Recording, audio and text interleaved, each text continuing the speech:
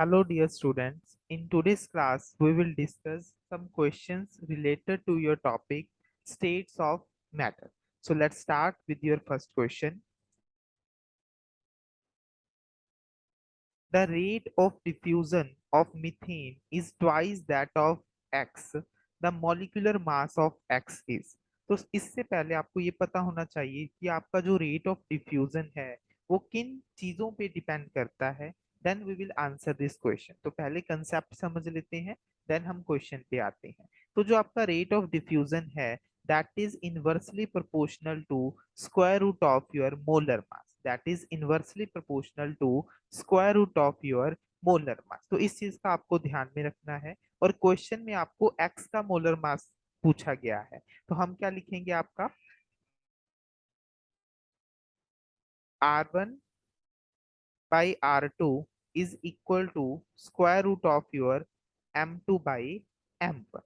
तो अगर आप R1 को ले रहे हो that is for your methane and R2 को ले रहे हो that is for your x gas, तो हम यहाँ पे क्या पुट करेंगे कि आपका M2 जो आपको कैलकुलेट करना है molar mass of your x, and M1 मतलब मीथेन का मोलर मास कितना होता है आपका 16 होता है. और आपको गिवन है कि जो आपका rate of diffusion of methane है दैट मींस R1 है, that is twice of your R2, that is twice of your R2. तो अब यहाँ पे हम वैल्यू को पुट करेंगे और क्वेश्चन को सॉल्व करने की कोशिश करते हैं. तो R1 की वैल्यू क्या है यहाँ पे 2R2 divided by R2 is equal to root M2 by 16.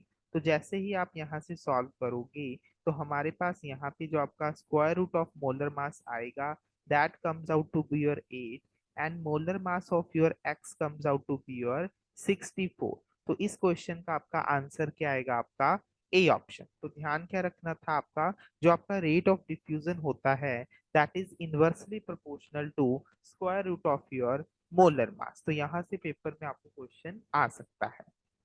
Next question. The state of matter that shows the uniformity of behaviour.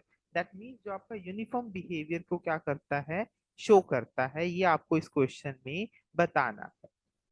सो इस क्वेश्चन का आंसर क्या आएगा आपका गैसेस. तो जो आपकी गैसेस होती हैं that is a matter type that shows uniformity of your behavior. Because देखो जो आपका गैस होता है वो आपका सिंपलेस्ट होता है, और जो आपके गैस की जो होती हैं जो प्रॉपर्टीज होती हैं वो ऑलमोस्ट जो उनका बिहेवियर होता है वो ऑलमोस्ट क्या होता है आपका सिमिलर होता है, irrespective of your chemical nature, है ना. गैस का केमिकल नेचर के इरिस्पेक्टिव हर गैस क्या करती है, यूनिफॉर्मिटी शो करती है इन इट्स नेचर. तो इस क्वेश्चन का आंसर क्या आएगा आपका C option. Next question. The value of universal gas constant R depends upon. तो जो आपका आर गैस कांस्टेंट होता है उसकी देखो हम डिपेंडिंग अपॉन द यूनिट्स हम डिफरेंट वैल्यूज को चूज करते हैं.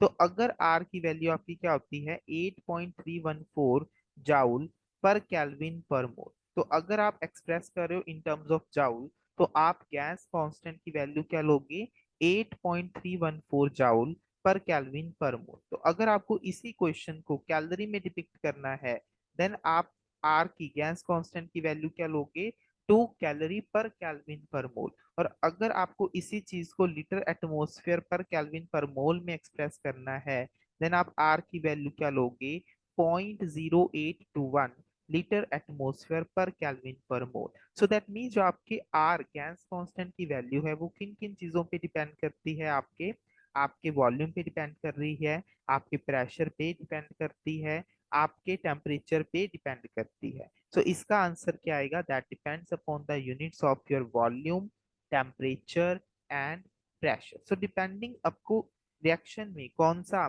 क्वेश्चन का रिक्वायरमेंट है, न्यूमेरिकल में आपको कौन सी यूनिट रिक्वायर्ड है उसके अकॉर्डिंग आप आर वैल्यू को क्या करते हो, चूज करते हो. तो इस क्वेश्चन का आंसर क्या आएगा आपका D option. Next question. In van der Waal gases, in van der Waal gases equation of gas laws, the constant B is a measure of. देखो आपको पता है van der Waal gases क्या है आपकी P plus a n square by v square V minus N B is equals to N R T. N क्या है आपके यहाँ पे नंबर ऑफ मोल्स हैं, ए और बी आपके क्या है यहाँ पे वॉन्डरवॉल्स गैस कांस्टेंट है। These are your van der Waals gas constant. अब ये आपको ध्यान में रखना है, जो ये गैस कांस्टेंट ए है वो किस चीज पे डिपेंड करता है या किस चीज को डिपिक्ट करता है, that shows your intermolecular forces of attraction. That shows intermolecular forces of attraction को शो करता है। और जो आपका बी गैस कांस्टेंट है वो आपके एक्सक्लूडेड वॉल्यूम को शो करता है। That means that depends upon the volume occupied by your gas molecule, or it also depends upon the size of your gas molecule। और जो आपका ए फैक्टर है वो आपके गैसेस मॉलिक्यूल्स के बीच में इंटरमॉलिक्यूलर फोर्सेस ऑफ अट्रैक्शन को डिपिक्ट करता है। और क्वेश्चन में पूछा गया है कि जो बी है वो किस चीज को बताता है, तो वो आपको किस चीज को बताता है, volume occupied by your gas molecule. तो इस क्वेश्चन का आंसर क्या आएगा आपका, C option. Next question. The volume of 2.8 gram of carbon monoxide at 27 degrees Celsius and 0.0821 atmosphere is. तो आपको वॉल्यूम कैलकुलेट करना है कार्बन मोनोक्साइड के लिए, और आपको कितना मास गिवन है यहाँ पे 2.8 ग्राम। तो सबसे पहले आप यहाँ पे मोल्स कैलकुलेट कर लीजिए। तो मोल्स किसके इक्वल आते हैं, that is equals to your given mass 2.8 divided by molar mass. तो कार्बन मोनोऑक्साइड का मोलर मास कितना होता है आपका 28। तो यहाँ से आपके कितने मोल्स आ गए 0.1। तो using your ideal gas equation PV is equals to NRT. I repeat again, यहाँ पे आपको ध्यान रखना है यूनिट्स को साथ में लेके चलना। तो प्रेशर आपको कितना दिया है 0.0821 एटमोस्फेयर। वॉल्यूम वॉल्यूम आपको फाइंड करना है इक्वल टू एन। एन की वैल्यू कितनी आई है 0.1 मोल्स इंटू आर। आर की वैल्यू क्या लोगे आप 0.0821 लीटर एटमोस्फेयर पर केल्विन पर मोल। अब मैंने यही यूनिट क्यों ली, क्योंकि मुझे यहाँ पे जो आपका प्रेशर गिवन है that is in the atmosphere, और टेम्परेचर आपका 27 degree Celsius that means 300 kelvin. तो आप यहाँ से देख सकते हो केल्विन से पर केल्विन कैंसिल, मोल से पर मोल कैंसिल, एटमॉस्फेयर से एटमॉस्फेयर कैंसिल। तो जब आप इस क्वेश्चन को सॉल्व करोगे तो आपका जो भी आंसर आएगा that is in the litre. तो वो आपका लीटर में आ जाएगा। तो देखिए इससे ये कैंसिल हो गया। तो यहाँ पे आपका वॉल्यूम कितना आ गया यहाँ से 30 लीटर। तो यहाँ का आंसर क्या आएगा आपका ए ऑप्शन। ध्यान रखना जब भी आप न्यूमेरिकल करते हो, चाहे केमिस्ट्री की बात कर लो चाहे फिजिक्स में कर रहे हो, यूनिट्स को साथ में लेके चलना बहुत ही ज्यादा जरूरी है। इससे आपके क्वेश्चन में कभी गलती नहीं होगी। Next question. If 20 centimetre cube gas at 1 atmosphere is expanded, उसको एक्सपैंड कर दिया गया to 50 centimetre cube at constant T, temperature constant है, then what will be the final pressure. तो देखो टेम्परेचर अगर कांस्टेंट है तो यहाँ पे हम कौन सा लॉ अप्लाई करते हैं आपका बॉयल्स लॉ। वहां पे हम कौन सा लॉ अप्लाई करते हैं Boyle's law. So according to your Boyle's law क्या होता है, pressure is inversely proportional to volume, और in other words we can say P1V1 equal to P2V2। तो यहाँ पे हम वैल्यू पुट करते हैं। इनिशियली प्रेशर कितना था 1 एटमोस्फेयर, वॉल्यूम कितना था आपका 20 centimetre cube, that is equals to final pressure P2, and volume कितना है आपका 50 सेंटीमीटर क्यूब। सेंटीमीटर क्यूब से सेंटीमीटर क्यूब कैंसिल, और आपका जो फाइनल प्रेशर आएगा वो कितना आएगा 20/50 एटमोस्फेयर। 20/50 एटमोस्फेयर। तो यहाँ पे आपका आंसर क्या आएगा यहाँ पे नन ऑफ दिस। ठीक है, तो जब आप इसको सॉल्व करोगे कितना बनेगा 0.4 एटमोस्फेयर बनेगा। तो आपका फाइनल प्रेशर कितना होगा 0.4 एटमोस्फेयर। तो यहाँ पे आंसर क्या बनेगा आपका none of these. Next question. The law which state that at constant temperature the volume of a given mass of a gas is inversely proportional to the pressure is known as। देखो अभी हमने पीछे question किया था कि अगर आपका temperature constant होता है तो आपका जो प्रेशर है that is inversely proportional to your pressure is inversely proportional to your volume, and that is by your Boyle's law. That is by your Boyle's law. तो इसका आंसर क्या बनेगा आपका? A option. देखो क्या होता है, आपको सभी को मोस्ट ऑफ द टाइम याद रहती है आपकी ideal gas equation, PV is equals to N R T, है ना। तो N number of particles moles आपके फिक्स्ड हैं, आर गैस कांस्टेंट की वैल्यू फिक्स्ड है, टेम्परेचर आपको फिक्स दे दिया, that means right hand side quantity क्या है आपकी? कांस्टेंट है। तो अब मैं इसमें ये लिख सकता हूँ कि मेरा प्रेशर इनटू वॉल्यूम क्या आएगा? कांस्टेंट आएगा। तो इसका मतलब क्या होगा? Pressure is equals to constant upon volume.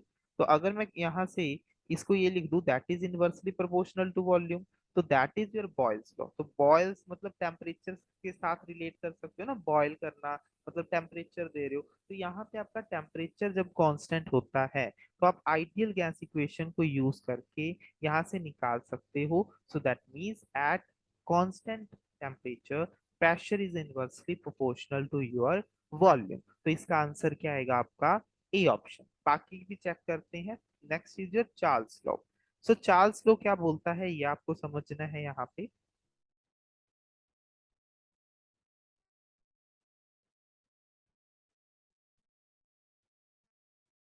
It states that कि अगर आपका प्रेशर कांस्टेंट है, अगर आपका प्रेशर कांस्टेंट है, तो देखो हम प्रेशर को कांस्टेंट रखते हैं आपका पीवी इक्वल्स टू एनआरटी में। आपका पी कांस्टेंट है, एन आपका कांस्टेंट है, आर कांस्टेंट है, तो यहाँ पे बचा क्या? V इज इक्वल्स टू मतलब कांस्टेंट इनटू टेम्परेचर। तो यहाँ पे हम ये लिख सकते हैं volume is directly proportional to your temperature. So your Charles law states that अगर आपका प्रेशर कांस्टेंट है तो your volume occupied by your gas molecule is directly proportional to temperature. जितना टेम्परेचर आप दोगे उतना ही गैस मॉलिक्यूल ज्यादा वॉल्यूम को ऑक्युपाई करेंगे। So that is your Charles law. Next है your Avogadro law. Avogadro law क्या बोलता है? At constant temperature and pressure. अगर आपने टेम्परेचर और प्रेशर दोनों को कांस्टेंट कर दिया, ध्यान रखना टेम्परेचर प्रेशर कांस्टेंट है, आर कांस्टेंट है, तो ये लोग क्या बोलता है आपका? The volume occupied by your gas molecule, और we can say equal equal volume occupied by equal number of equal number of gas molecules, और in this we can you can say कि आपके जितने गैस मॉलिक्यूल, अगर आपके दो gases हैं ए gas और बी गैस, अगर उसमें गैस मॉलिक्यूल्स इक्वल हैं दोनों के, तो उनका जो वॉल्यूम ऑक्युपाइड होगा वो भी इक्वल होगा। तो equal number of gas molecules occupy equal volume. So that is your Avogadro's law. तो जब हम इन सभी लॉज को कंबाइन कर देते हैं, that is known as your combined gas law. तो वहां से आपकी आइडियल गैस इक्वेशन क्या होती है हमारी? जनरेट होती है, that is PV is equals to N R T. तो यहाँ से आपका जो आइडियल गैस इक्वेशन का फॉर्मेशन होता है। क्वेश्चन में पूछा गया था टेम्परेचर कांस्टेंट अगर होता है तो वहां पे हम आपका बॉयल्स लॉ अप्लाई करते हैं, and according to that pressure is inversely proportional to your volume. Next question. What you heat a sample of a gas, what happens to the particle that make up the gas? देखो जब आप system को heat कर रहे हो, तो heat करने से क्या हो रहा है? जब आप सिंपल सिस्टम को हीट कर रहे हो, you are providing the energy. आप मॉलिक्यूल्स को एनर्जी प्रोवाइड कर रहे हो, और अगर आप मॉलिक्यूल को एनर्जी प्रोवाइड करोगे तो वो क्या करेंगे? उनकी काइनेटिक एनर्जी क्या हो जाएगी? बढ़ जाएगी, half M V square. Energy क्या होती है आपकी? Half M V square. तो एनर्जी बढ़ गई मतलब उसकी जो स्पीड है वो बढ़ गई, मूव्स फास्टर, वो उतना ही जल्दी क्या करेंगे आपका? फास्ट मूव करेंगे। तो इसका आंसर क्या आएगा आपका? A option. The particle will move more faster with increase of your heating या with increase in your temperature. Next question. A 10-liter flask contains 64 gram of oxygen at 27 degree Celsius. The pressure inside the flask in bar is, तो आपको R की value given है, यहाँ पे आपको volume given है, आपको मास गिवन है। You have to find out the pressure, और आपको बोल दिया गया है कि जो आपकी ऑक्सीजन गैस है वो आपका आइडियल गैस की तरह बिहेव करती है। सो दैट मीन्स आपको यहाँ पे क्या लगाना है? PV is equals to nRT. That is a very important आपकी जो इक्वेशन है यहाँ से बहुत सारे क्वेश्चंस आपको एग्जाम में आते हैं। तो प्रेशर आपको फाइंड करना है, वॉल्यूम आपको 10 लीटर गिवन है, एन की वैल्यू कैलकुलेट कर लीजिए कितनी आएगी आपकी 64 given mass divided by molar mass. तो ऑक्सीजन गैस का मोलर मास कितना होगा 32 मोल्स इंटू आर। आर की वैल्यू आपको गिवन है 0.0831 लीटर बार पर केल्विन पर मोल। टेम्परेचर आपको गिवन है 300 केल्विन। तो यहाँ से बस आपको सॉल्व करना है, इसको सॉल्व कर लेना।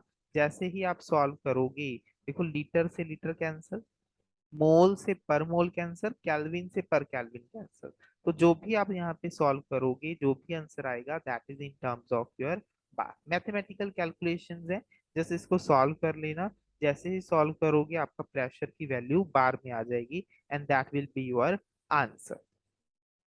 Next question, which of the following is not correct. ध्यान रखना नॉट करेक्ट पूछा है। सबसे बड़ी दिक्कत क्या होती है हमारे साथ, हम क्वेश्चन को ध्यान से पढ़ते नहीं है। क्वेश्चन में पूछा होता है इनकरेक्ट नॉट करेक्ट, हम करेक्ट बता देते हैं। तो क्वेश्चन को ध्यान से पहले देख लो, सोच लो, समझ लो कि क्वेश्चन में पूछा क्या गया है। क्वेश्चन में पूछा है आपका नॉट करेक्ट, जो सही नहीं है, मतलब हमें गलत स्टेटमेंट बतानी है जो इनमें से गलत है। About your kinetic molecular theory of gases, that was the first theory जिन्होंने आपके गैसेस बिहेवियर के बारे में आपको एक्सप्लेन किया था। तो हम पोस्टुलेट को पढ़ते हैं। पहला है आपका, pressure of the gas is due to the collision of molecule against the walls of the container. तो सही बात है कि जब आपके कंटेनर में गैस मॉलिक्यूल्स प्रेजेंट हैं, तो गैस मॉलिक्यूल्स खुद में भी कोलाइड करेंगे and with the walls of container also. तो जब वो कोलाइड करेंगे एक दूसरे के साथ, तो प्रेशर को क्या करेंगे, जनरेट करेंगे। तो ये पॉइंट मतलब आपका ठीक है, मतलब ये पॉइंट जो आपका फर्स्ट पॉइंट है that is the correct point. Now moving to your second point, volume of the gas is due to the large number of molecules of the gas. ये पॉइंट गलत है भाई, that is not the correct statement according to the kinetic theory of gases.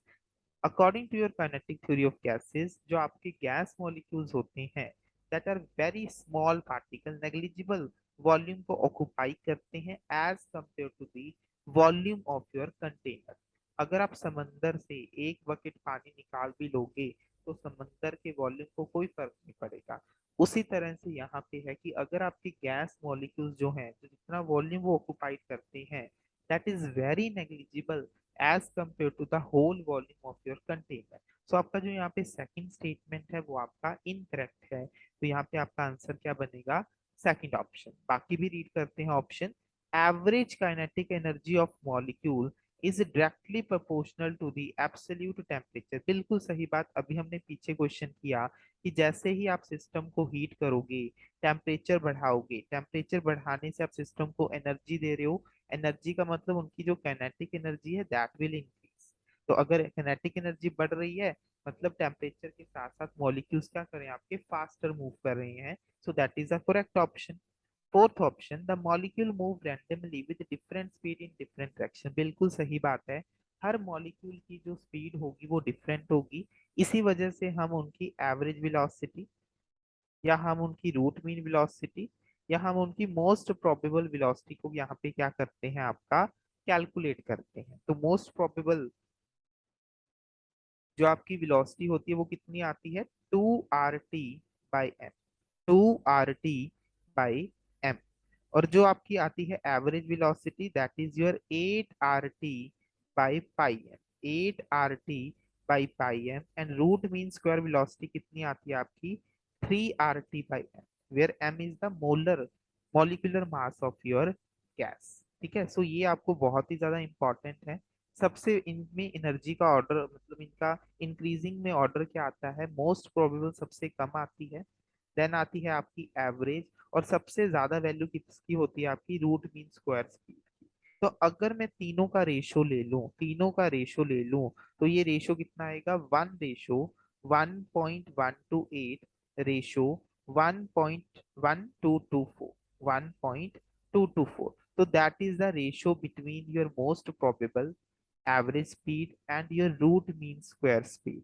That is a very important relation, इनको आपको ध्यान में रखना है और इनकी वैल्यू के ऑर्डर को भी ध्यान में रखना है कि मोस्ट प्रोबेबल स्पीड सबसे कम होती है और आपका जो रूट मीन स्क्वायर स्पीड है वो सबसे ज्यादा होती है। तो अगर आपको क्वेश्चन में एवरेज स्पीड गिवन है and they are asking to calculate the most probable speed, तो आप इनकी रेशो ले लीजिएगा कि मोस्ट प्रोबेबल अपॉन एवरेज का रेशो क्या आता है आपका 1/1.128। तो अगर आपको एवरेज गिवन है तो वैल्यू पुट करके मोस्ट प्रोबेबल कैलकुलेट कर लेना। तो यहाँ से इस तरह के क्वेश्चंस आपको एग्जाम में आ सकते हैं।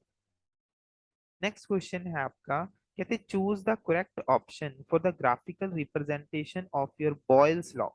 बॉयल्स लॉ मतलब टेम्परेचर कांस्टेंट है आपका, which shows a pressure versus volume at different temperature। तो मैंने अभी भी आपको शायद बताया था कि जो आपका प्रेशर है that is inversely proportional to volume. तो प्रेशर बढ़ाने से वॉल्यूम क्या होगा आपका, कम होगा। यहाँ पे देखिए जो फर्स्ट कर्व है ये तो क्या शो कर रहा है कि वो जैसे जैसे वॉल्यूम बढ़ रहा है आपका प्रेशर बढ़ रहा है, तो ये तो गलत है। प्रेशर बढ़ने से वॉल्यूम कम होगा। आपका फोर्थ कर्व देखिए, वॉल्यूम चाहे जितना मर्जी बढ़ा रो, आपका प्रेशर क्या है, फिक्स्ड है, that is also a wrong curve. तो आपका फोर्थ भी नहीं आ सकता। तो अभी हमें चेक करना है कि आपके सेकंड और थर्ड में से कौन सा करेक्ट आएगा, क्योंकि आप यहाँ पे देख सकते हो कि टेम्परेचर आपका टेम्परेचर कांस्टेंट है, पर जैसे जैसे देखो वॉल्यूम बढ़ रहा है, वॉल्यूम बढ़ने से आपका प्रेशर कम होता चला जाता है। तो अभी हम यहाँ पे चेक करते हैं कि आपका कौन सा स्टेटमेंट यहाँ पे करेक्ट है। तो यहाँ पे देखो जब भी आपको कर्व देखो चेक करना है, मान लीजिए मैंने ये तीन कर्व ले लिए, that is at temperature T1, that is at T2, that is at T3। तो जब भी आपको कंपेयर करना है इनकी वैल्यूज को, तो क्या करता हूँ मैं यहाँ पे इनकी ना एक पॉइंट को मार्क कर देता हूँ। देखो मैंने वॉल्यूम को फिक्स कर दिया। तो अगर मेरा वॉल्यूम फिक्स्ड हो गया तो according to PV is equals to N R T. देखो एन फिक्स्ड है, आर फिक्स्ड है, वॉल्यूम मैंने अभी फिक्स्ड कर दिया। इन तीनों पॉइंट्स के लिए देखो, तीनों पॉइंट्स के लिए मेरा वॉल्यूम फिक्स्ड है, तो मेरा pressure is directly proportional to temperature. तो जिसका प्रेशर ज्यादा होगा जिस कर्व का, उसका टेम्परेचर भी क्या होगा, ज्यादा होगा। तो अब मैं चेक करता हूँ, देखो ऊपर वाली कर्व के कॉरेस्पॉन्डिंग प्रेशर, नीचे वाली कर्व के कॉरेस्पॉन्डिंग प्रेशर इसके लिए। तो मेरे T1 के कॉरेस्पॉन्डिंग प्रेशर P1, इसका P2, इसका P3। तो मुझे पता है मेरा P3 सबसे ज्यादा है।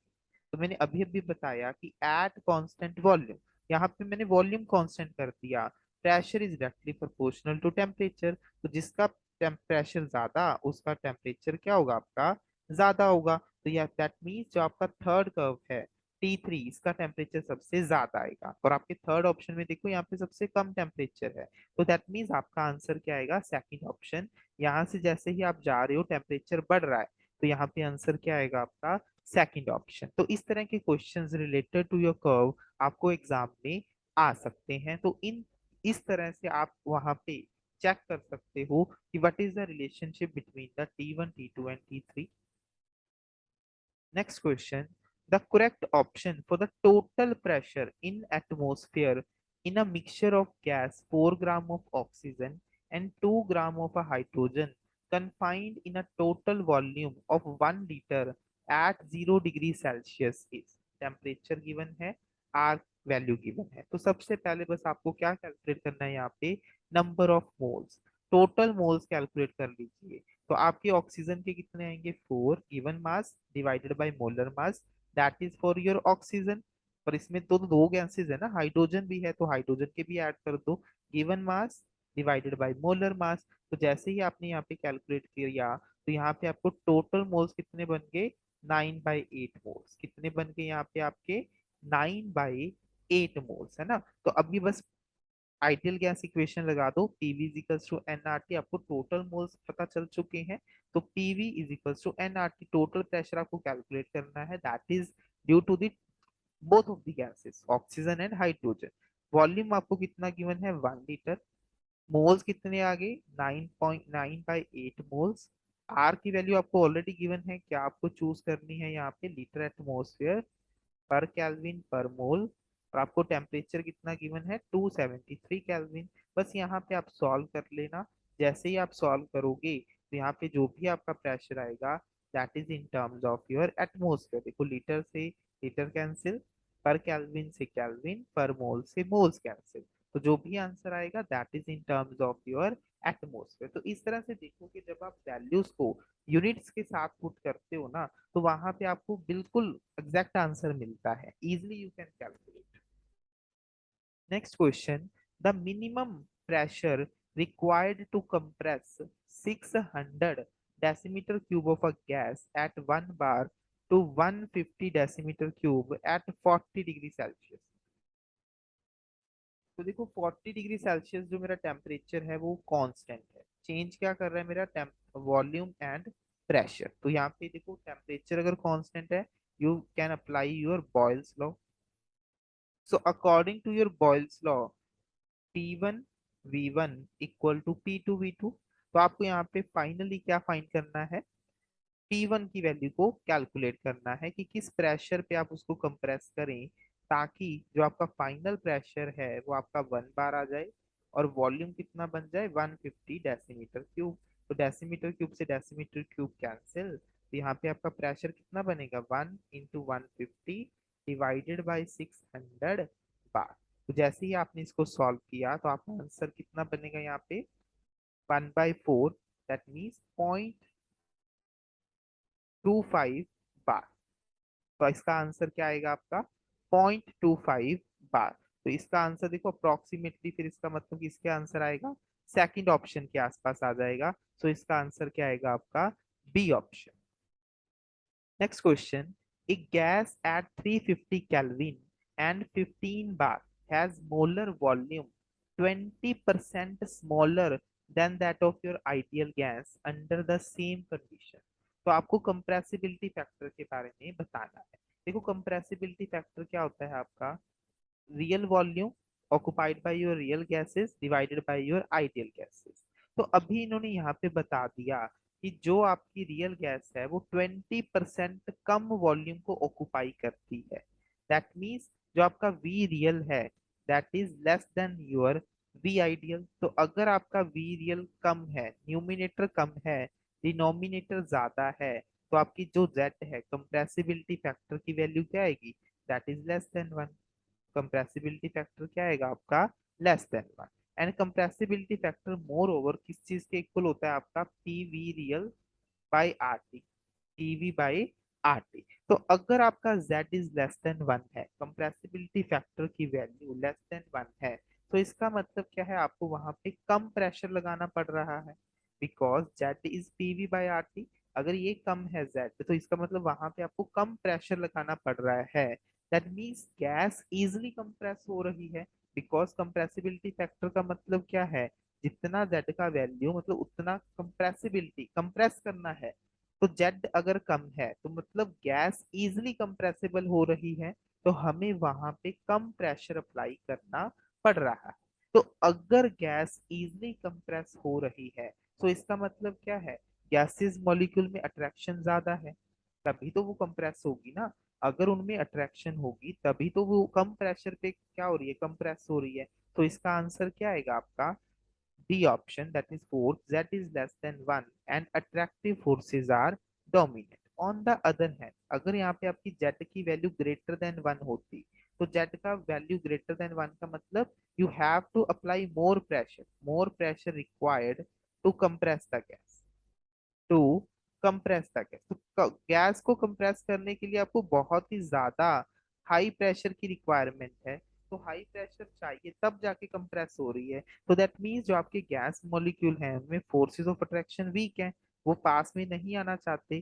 पास में नहीं आना चाहते इसीलिए तो हमें बाहर से ज्यादा प्रेशर लगाना पड़ रहा है ताकि उसको हम फोर्सफुली पास में लेके आ सकें, जिसकी वजह से उसके कंप्रेसिबिलिटी फैक्टर की वैल्यू क्या है 1 से ज्यादा है। तो ये पॉइंट आपको ध्यान में रखना है। तो इसका मतलब क्या होगा, वहां पे आपका रिपल्सिव फोर्सेस क्या होंगी, ग्रेटर होंगी, रिपल्सिव फोर्सेस क्या होंगी आपकी डोमिनेंट होंगी। तो ये पॉइंट आपको ध्यान में रखना है and that is a very important point and that is based on your compressibility factor. Next question, equal masses of hydrogen, oxygen and methane are taken in a volume V at 27 degrees Celsius in identical condition। The ratio of the volume of the gases। तो मैंने अभी अभी आपको बताया था, जो मैंने law करवाया था आपको एवोगैड्रोस लॉ। Avogadro's law. तो उसमें मैंने क्या बताया था, equal number of moles of gases, equal number of moles of gases occupies occupies equal volume, equal volume. तो अभी हमें गिवन है कि इनके मासेस इक्वल है, तो सभी के मास में क्या ले लेता हूँ, यहाँ पे हाइड्रोजन, यहाँ पे ऑक्सीजन, यहाँ पे मीथेन ले लेता हूँ, सभी के मास में एम एम ले लेता हूँ। तो एम, मोल्स, मोल्स क्या होते हैं, मास बाय मोलर मास, तो इनके मोल्स क्या आएंगे, आपके मोल्स कैलकुलेट कर लो। मास जो गिवन है आपको एम ले लीजिए, मोलर मास कितना आएगा 2, रेशो ऑक्सीजन का मास एम, मोलर मास 32, रेशो मास एम, मोलर मास कितना आएगा 60। तो यहाँ से मुझे मोल्स की रेशो क्या मिलेगी, one half ratio 1/32 ratio 1/16, that is the ratio of moles. तो equal number of moles occupy equal volume, तो इतना ही वो वॉल्यूम को ऑक्युपाई करेंगी। तो सभी इक्वेशन को, इस रेशो को सभी को 32 से मल्टीप्लाई कर दीजिए।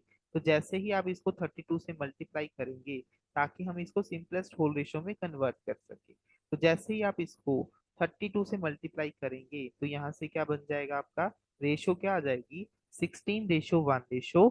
तो that is the volume occupied by your gas molecules. तो इसका आंसर क्या आएगा आपका, third option, that is based on your Avogadro's law. Next question, maximum deviation from ideal gas is shown by. तो देखो, मेनली जो आप आइडियल गैसेस, कौन सी गैसेस होती हैं जिनमें फोर्सेस ऑफ अट्रैक्शन एंड जो फोर्सेस ऑफ रिपल्शन हैं वो क्या होती हैं, आपकी नेग्लिजिबल होती हैं। तो इन तरह की गैसेस को हम बोलते हैं आपकी आइडियल गैसेस। तो जिन गैसेस में आपका रिपल्शन या अट्रैक्शन प्रेजेंट होता है, that show a deviation from your ideal gas behaviour. तो आप देख सकते हैं यहाँ पे हाइड्रोजन, नाइट्रोजन और मीथेन, तीनों ही आपकी नॉन पोलर गैसेस हैं, जिनमें आपके वीक वॉन्डरवॉल फोर्सेस क्या होते हैं, आपके ऑपरेट होते हैं। वीक वॉन्डरवॉल फोर्सेस क्या होते हैं, आपके ऑपरेट होते हैं। जबकि जो आपका गिवन फोर्थ ऑप्शन है, that is your ammonia and that is polar. तो पोलर में आपके डाइपोल डाइपोल इंटरेक्शन होंगे, ये स्ट्रॉन्ग होंगे, तो इनमें फोर्सेस ऑफ अट्रैक्शन ज्यादा होंगी। तो जिनमें फोर्सेस ऑफ अट्रैक्शन जितनी ज्यादा होगी, वो उतना ही डेविएशन शो करता है आपके आइडियल बिहेवियर से। तो इसका आंसर क्या आएगा आपका, फोर्थ ऑप्शन।